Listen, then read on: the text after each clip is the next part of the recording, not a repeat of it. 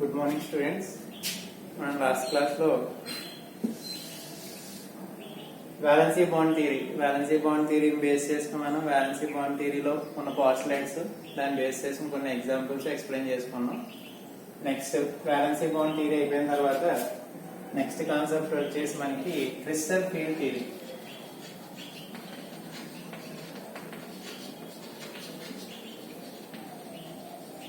Next theory వచ్చేసి మనకి crystal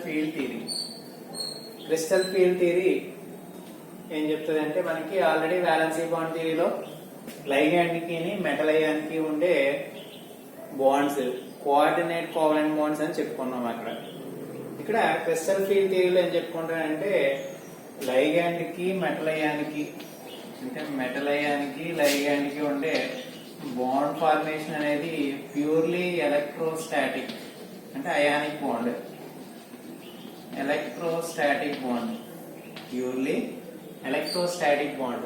మనం వ్యాలెన్సీ బాండ్ థియరీలో ఈ రెండింటికి మధ్య ఉండే బాండ్ ఏమని చెప్పుకున్నాం అంటే కోఆర్డినేట్ కోవలెంట్ బాండ్ అని చెప్పుకున్నాం. మనకి ఇక్కడ మాత్రం ఈ క్రిస్టల్ ఫీల్డ్ థియరీలో ఏం చెప్తుంది అంటే మెటల్ అయాన్కి లైగాండ్ కి ఉండే బాండ్ అనేది ప్యూర్లీ ఎలక్ట్రోస్టాటిక్ బాండ్. ఇక్కడ తీసుకుంటే మనకి లైగాండ్స్ అనేవి పాయింట్ చార్జెస్. లైగాండ్స్ ని ఏ విధంగా డినోట్ చేస్తామంటే పాయింట్ చార్జెస్. వేటిని పాయింట్ చార్జెస్ కింద తీసుకుంటామట యానయానిక్ లైగాండ్స్.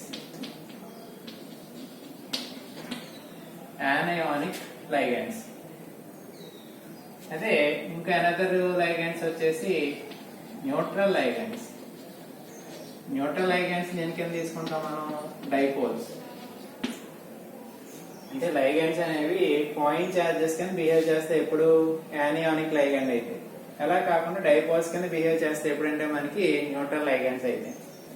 ఇక్కడ ఏం చెప్తాడు అంటే మనకి మెటల్ అయాన్స్ లో పార్టిసిపేట్ చేసేవి బాండ్ ఫార్మేషన్ లో డి ఆర్బిటాల్స్ మనకి బాండ్ ఫార్మేషన్ లో ఇన్వాల్వ్ అవుతాయని చెప్పుకున్నాం. మనకి డి ఆర్బిటాల్స్ లో మనకి ఇక్కడ ఇవన్నీ కూడా సేమ్ ఎనర్జీ కాబట్టి డి ఆర్బిటాల్స్ అంటే డీజెనరేట్ ఆర్బిటాల్స్ అంటే ఈక్వల్ ఎనర్జీ ఉండే ఆర్బిటాల్స్.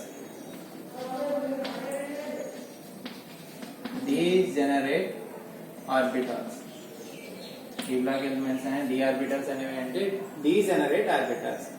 కానీ ఇక్కడ ఏం చెప్తారంటే క్రిస్టల్ ఫీల్డ్ థియరీలో లైగాండ్ మెటల్ అయాన్ అప్రోచ్ అయినప్పుడు ఈ డీజెనరేట్ ఆర్బిటాల్ ఏమవుతాయంటే రెండు ఎనర్జీస్ కింద ఏమవుతాయంటే స్ప్లిట్ అవడం అనేది జరుగుతుంది.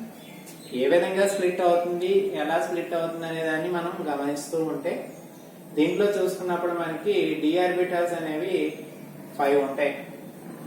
అవి అంటే DXY, DYZ, DZX, DX² - Y² and last one DZ². వీటి యొక్క స్ట్రక్చర్స్ మనం రీకాల్ చేసుకుంటే first DXY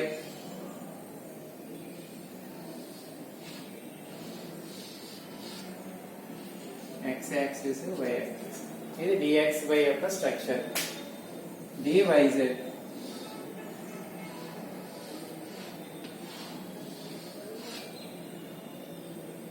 Z, DZX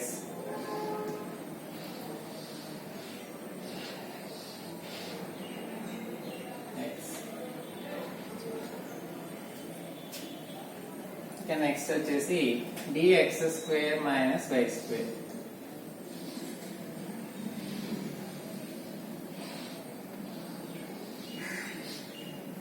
X axis Y axis. ఇంకా లాస్ట్ వన్ DZ².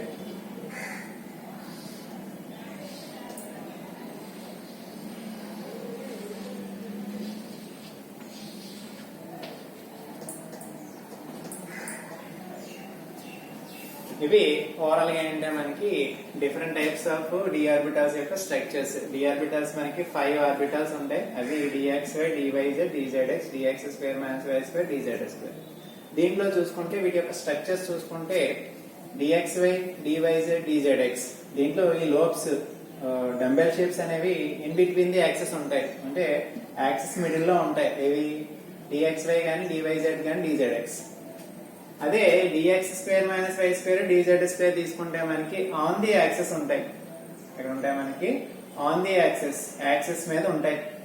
వీటిని బేస్ చేసుకుని మనకి లైగండ్ అప్రోచ్ అయినప్పుడు ఈ 5 డీజనరేట్ ఆర్బిటాల్స్ రెండు ఎనర్జీ లెవెల్స్ కింద ఏమవుతాయంటే స్ప్లిట్ అవడం అనేది జరుగుతుంది. ఎప్పుడు ఏ విధంగా స్ప్లిట్ అవుతుంది అనేది మనం తీసుకునే కాంప్లెక్స్ ని బేస్ చేసుకుని డిపెండ్ అవుతుంది అనమాట. దీన్ని బేస్ చేసుకుని మనకి ఆక్టాహెడ్రల్ కాంప్లెక్స్ ని ఎక్స్ప్లెయిన్ చేసుకుందాం.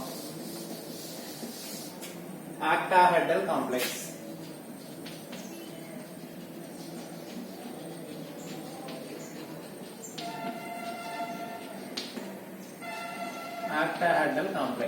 ఆక్టాహెడ్రల్ కాంప్లెక్స్ తీసుకుంటే మనకి ఫర్ ఎగ్జాంపుల్ కి ఇది metal ion,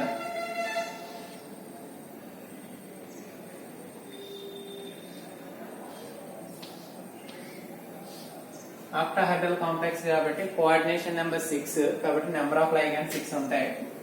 L L L L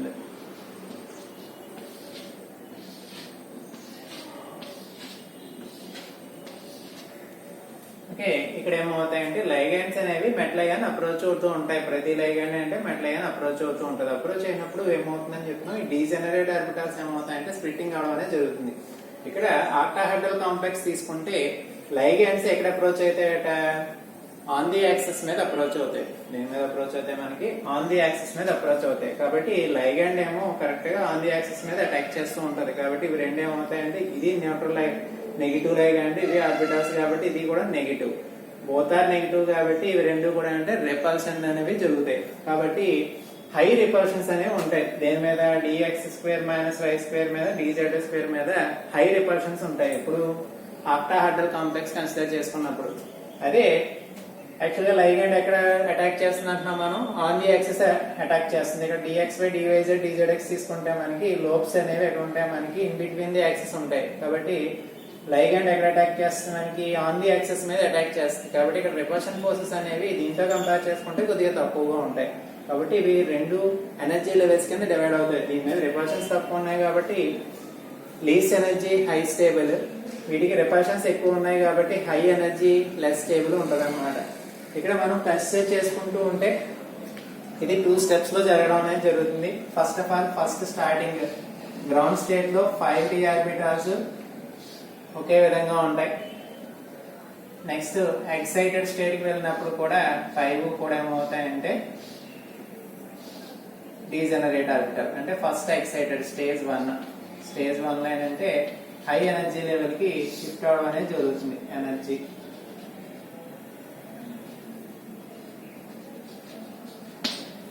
అవి ఏమవుతాయి, మనకి స్ప్లిట్ అవడం అనేది జరుగుతుంది. నెక్స్ట్ ఇప్పుడు ఇవి ఏమవుతాయంటే 5 డీజనరేట్ సెకండ్ స్టెప్ లో ఏమవుతాయంటే లైగండ్ అటాక్ చేయడం వల్ల ఏమవుతాయంటే రెండు ఎనర్జీ లెవెల్స్ కింద డివైడ్ అవడం అనేది జరుగుతుంది.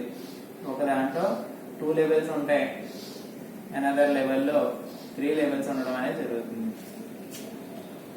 ఇది ఈ లెవెల్ ఏమంటాం అంటే T2Z అంటాం, ఈ లెవెల్ ఏమో ఈజీ అంటాం. ఈ రెండింటి మధ్య ఉండే డిఫరెన్స్ నే delta not crystal field splitting, దాన్ని ఏమంటాం మనం క్రిస్టల్ ఫీల్డ్ స్ప్లిట్టింగ్. ఇది ఇక్కడ డివైడ్ చేసుకుంటే మనకి ఇది 0.3/5 డెల్టా ఓ,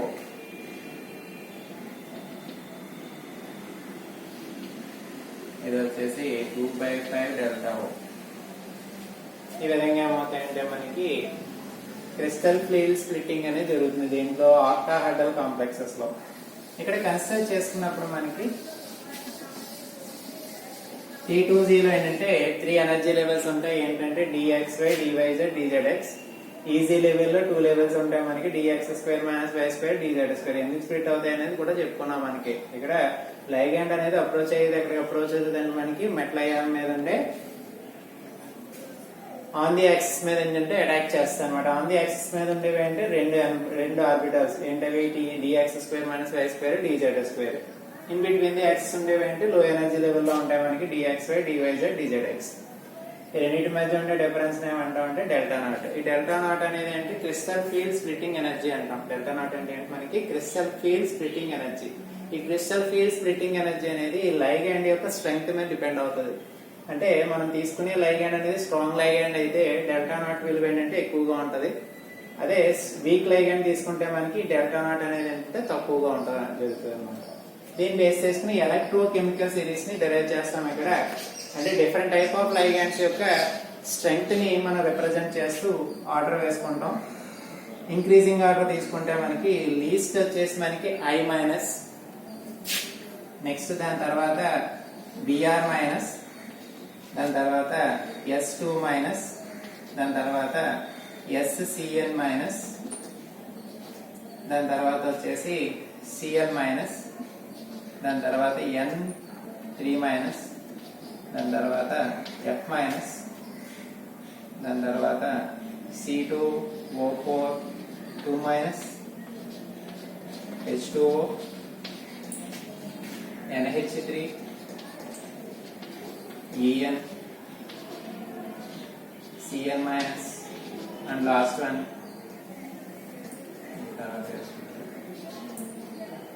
NH3 తర్వాత En, దాని తర్వాత Cn మైనస్, దాని తర్వాత CO.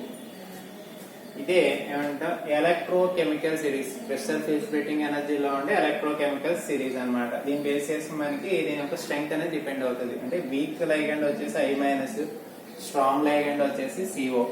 దీన్ని బేస్ చేసుకుని క్రిస్టల్ ఫీల్డ్ స్ప్లిట్టింగ్ ఎనర్జీ అనేది ఏమవుతుందంటే డిపెండ్ అవడం అనేది జరుగుతుంది. అంటే డెల్టా నాట్ విలువ ఏమవుతుందంటే చేంజ్ అవడం అనేది జరుగుతుంది. ఓకే, ఇక్కడ చూసుకుంటే మనకి ఈ క్రిస్టల్ ఫీల్డ్ స్ప్లిట్టింగ్ ఎనర్జీని బేస్ చేసుకుని మనకి ఏం ఎక్స్ప్లెయిన్ చేస్తారంటే మనకి ఈ ట్రాన్సిషన్స్ ఏ విధంగా జరుగుతుంది అనే దాన్ని, లేదంటే ఒక లైగాండ్ అనేది స్ట్రాంగ్ లైగాండా లేదా వీక్ లైగాండా అనే దాన్ని కూడా మనం ఎక్స్ప్లెయిన్ చేసుకోవచ్చు. ఇక్కడ ఎక్స్ప్లెనేషన్ చూసుకుంటే మనకి ఇక్కడ 3 ఆర్బిటాల్స్ ఉంటాయి, ఇక్కడ 2 ఆర్బిటాల్స్ ఉంటాయి. 3 ఆర్బిటాల్స్ ఏమో లీస్ట్ ఎనర్జీ, 2 ఆర్బిటాల్స్ కి అంటే హైయెస్ట్ ఎనర్జీ. ఇక్కడ కూడా మనం ఆల్రెడీ ఆర్బిటాల్స్ లో ఎలక్ట్రాన్స్ ఏ విధంగా అయితే ఫిల్ చేసుకుంటామో ఇక్కడ స్ప్లిట్టింగ్ ఆర్బిటాల్స్ లో కూడా ఎలక్ట్రాన్స్ ఫిల్ చేయడానికి అవే రూల్స్ వాడడం అనేది జరుగుతుంది. ఏంటా రూల్స్ మనకి, Hund's principal, Pauli's principal, ఆబో principal. ఆబో principal ఏం చెప్తుంది అంటే మనకి లీస్ట్ ఎనర్జీ లెవెల్స్ లో ఏం చేస్తుందంటే ఎలక్ట్రాన్ ఫిల్ అయిన తర్వాత హైయెస్ట్ ఎనర్జీ లెవెల్ కి వెళ్ళడం అనేది జరుగుతుంది.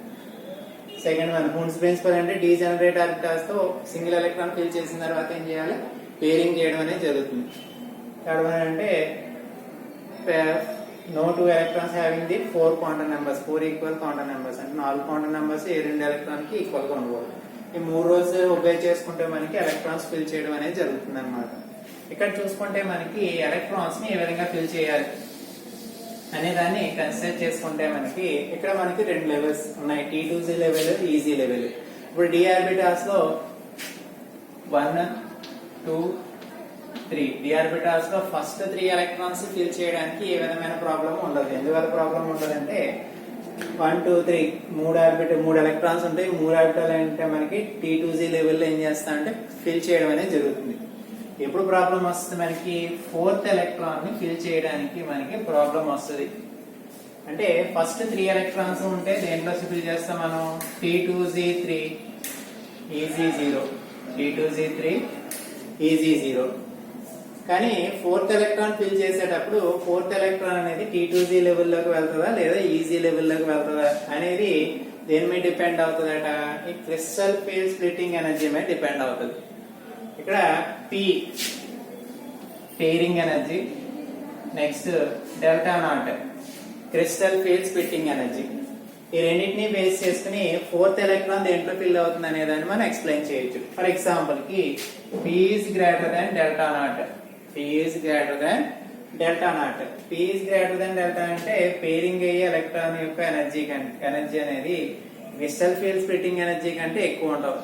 అంటే డెల్టా నాట్ అనేది తక్కువగా ఉంటది, పేరింగ్ ఆఫ్ ఎనర్జీ ఎక్కువగా ఉంటది. కాబట్టి ఇక్కడ 4th ఎలక్ట్రాన్ T2Z లెవెల్లోకి వెళ్తుంది. ఎందుకు, పేరింగ్ చేయడానికి ప్రాబ్లం ఉంటది. కాబట్టి 4th ఎలక్ట్రాన్ దేంట్లోకి వెళ్తుంది, ఈజీ లెవెల్లోకి వెళ్ళడం అనేది జరుగుతుంది. అంటే T2Z3 EZ1 అంటే ఫోర్త్ ఎలక్ట్రాన్ దేంట్లో ఫిల్ అవడం అనేది జరుగుతుంది, మనకి ఈజీ లెవెల్లో ఫిల్ అవడం అనేది జరుగుతుంది. ఈ టైప్ ఆఫ్ లైగాండ్స్ ఏమంటాం, మనకి వీక్ లైగాండ్స్ అంటాం.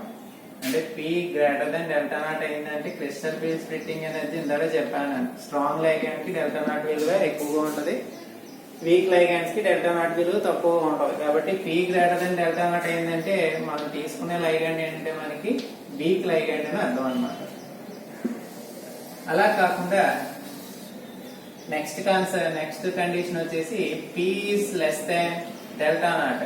P is less than delta naught అంటే పేరింగ్ అయ్యే ఎలక్ట్రాన్ యొక్క ఎనర్జీ కంటే క్రిస్టల్ ఫీల్డ్ స్ప్లిట్టింగ్ ఎనర్జీ ఎక్కువగా ఉంటే అప్పుడు ఏమవుతుంది, ఫోర్త్ ఎలక్ట్రాన్ T2Z లెవెల్లో ఏమంటే పేరింగ్ అవడం అనేది జరుగుతుంది. అప్పుడు కాన్ఫిగరేషన్ ఏమొస్తుంది, T2Z4 EZ0, T2Z4 EZ0.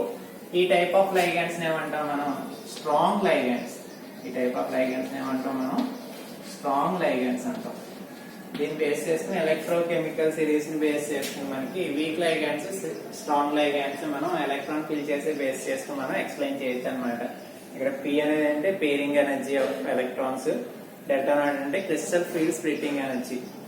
Pairing of energy ఎక్కువగా ఉందంటే క్రిస్టల్ ఫీల్డ్ ఎనర్జీ తక్కువగా ఉంటే ఆ టైప్ ఆఫ్ లైగాండ్స్ ఏమంటాం, వీక్ లైగాండ్స్ అంటాం. ఆ టైప్ ఆఫ్ కండిషన్స్ లో ఫోర్త్ ఎలక్ట్రాన్ వచ్చేసి ఈజీ లెవెల్లో అనేది షిఫ్ట్ అవడం అనేది జరుగుతుంది. అలా కాకుండా పేరింగ్ ఎనర్జీ కంటే క్రిస్టల్ ఫీల్డ్ స్ప్లిట్టింగ్ ఎనర్జీ ఎక్కువగా ఉంటే పేరింగ్ అవడానికి మనకి ఎనర్జీ తక్కువ ఉంది కాబట్టి ఆ ఫోర్త్ ఎలక్ట్రాన్ దేంట్లో వెళ్తుంది అంటే మనకి T2Z లెవెల్లోకి వెళ్తుంది. అప్పుడు కాన్ఫిగరేషన్ వచ్చేసి T2Z4 EZ0. ఈ టైప్ ఆఫ్ లైగాండ్స్ ఏమంటాం మనం, స్ట్రాంగ్ లైగాండ్స్. స్ట్రాంగ్ లైగాండ్స్ లో డెల్టా నాట్ విలువ ఎక్కువగా ఉంటది, వీక్ లైగాండ్స్ ఏంటంటే మనకి డెల్టా నాట్ విలువ అనేది తక్కువ ఉండడం అనేది జరుగుతుంది. ఇది ఓవరాల్ గా అంటే మనకి క్రిస్టల్ ఫీల్డ్ స్ప్లిట్టింగ్ ఎనర్జీలో మనకి ఆక్టాహెడ్రల్ కాంప్లెక్సెస్ గురించి మనం ఇప్పుడు ఎక్స్ప్లెయిన్ చేయడం అనేది జరిగింది. ఇప్పుడు ఈ ఆక్టాహెడ్రల్ కాంప్లెక్సెస్ బేస్ చేసుకుని మనకి ఈ క్రిస్టల్ ఫీల్డ్ స్ప్లిట్టింగ్ లో మనకి కలర్స్ ని ఎగ్జిబిట్ చేస్తా అనేది చెప్పుకున్నాం. కలర్స్ ని ఏ విధంగా ఎగ్జిబిట్ చేస్తుందని చెప్పుకున్నాం మనం. కలర్స్ ని ఎగ్జిబిట్ చేయాలంటే కండిషన్ ఏం చెప్పుకున్నాం అంటే అన్పెయిర్డ్ డి ఎలక్ట్రాన్స్ ఉండాలి. ఫస్ట్ కండిషన్ ఏంటి, అన్పెయిర్డ్ డి ఎలక్ట్రాన్స్ ఉండాలి. అవి వాటి మధ్య అంటే డిడి ట్రాన్సిషన్స్ అనేవి జరగడం అనేది జరగాలని మనం డి బ్లాక్ ఎలిమెంట్స్ లో కలర్స్ ని ఎగ్జిబిట్ చేసేటప్పుడు చెప్పుకున్నాం. ఇక్కడ తీసుకుంటే మనకి ఈ క్రిస్టల్ ఫీల్డ్ స్ప్లిట్టింగ్ దాన్ని క్లియర్ గా ఎక్స్ప్లెయిన్ చేయడం జరుగుతుంది. వ్యాలెన్సీ బాండ్ థియరీలో డీజెనరేట్ ఆర్బిటల్స్ అన్ని కూడా డి బ్లాక్ ఎలిమెంట్స్ కాబట్టి దాంట్లో డిడి స్ప్లిట్టింగ్ ఎక్స్ప్లెయిన్ చేయడానికి మనకి ప్రాబ్లం ఉంటది. అదే ఇక్కడ తీసుకుంటే మనకి డీజెనరేట్ ఆర్బిటల్స్ ఏమైనా 2 ఎనర్జీ లెవెల్స్ కింద డివైడ్ అవడం అనేది జరిగింది. దీంట్లో లోయర్ ఎనర్జీ లెవెల్ ఏమో T2Z, హైయర్ ఎనర్జీ లెవెల్ ఏమో ఈజీ లెవెల్. మనకి ఈ కాంప్లెక్స్ కాంపౌండ్ మీద లైట్ ని మనం పాస్ చేసినప్పుడు కొంత ఎనర్జీని గెయిన్ చేసుకుని T2Z లెవెల్లో ఉండే ఎలక్ట్రాన్ ఏమవుతుందంటే ఈజీ లెవెల్లోకి జంప్ అవడం అనేది జరుగుతుంది. ఇక్కడ అన్స్టేబుల్ కాబట్టి ఎలక్ట్రాన్ వల్ల ఏమవుతుంది, T2Z లెవెల్ కి జంప్ అయినప్పుడు ఈ డిఫరెన్స్ ఆఫ్ ఎనర్జీ అంటే క్రిస్టల్ ఫీల్డ్ స్ప్లిట్టింగ్ ఎనర్జీకి ఈక్వల్ ఎనర్జీని ఏం చేస్తా అంటే అది ఎమిట్ చేయడం అనేది జరుగుతుంది. ఆ ఎమిట్ చేసిన ఎనర్జీని బేస్ చేసుకుని మనకి దానికి కలర్ ఎగ్జిబిట్ చేయడం అనేది జరుగుతుంది. ఆక్టాహెడ్రల్ కాంప్లెక్సెస్ అయిపోయిన తర్వాత నెక్స్ట్ కాన్సెప్ట్ వచ్చేసి మనకి టెట్రాహెడ్రల్ కాంప్లెక్సెస్ లో ఏ విధంగా స్ప్లిట్టింగ్ అనేది జరుగుతుంది అనేది మనం ఎక్స్ప్లెయిన్ చేసుకోవడం జరుగుతుంది అన్నమాట.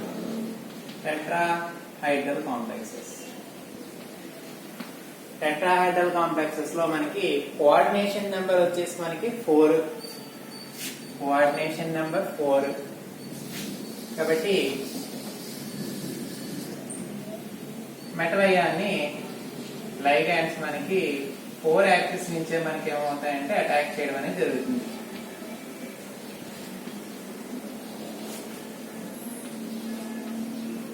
ఫోర్ యాక్సిస్ నుంచి మనకి మెటల్ అయాన్స్ ఏం చేస్తాయి, మనకి అటాక్ చేయడం అనేది జరుగుతుంది.